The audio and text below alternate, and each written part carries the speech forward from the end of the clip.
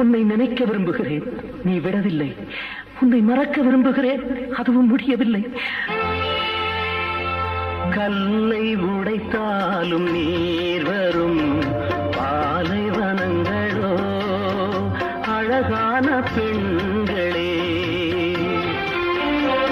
எந்த மடையனோ சொன்னான் சொர்க்கமாம் பெண்கள் உலகமே நரகமே. ஒரு மூடன் கதை சொன்னால் என் கதை அதுதான். இது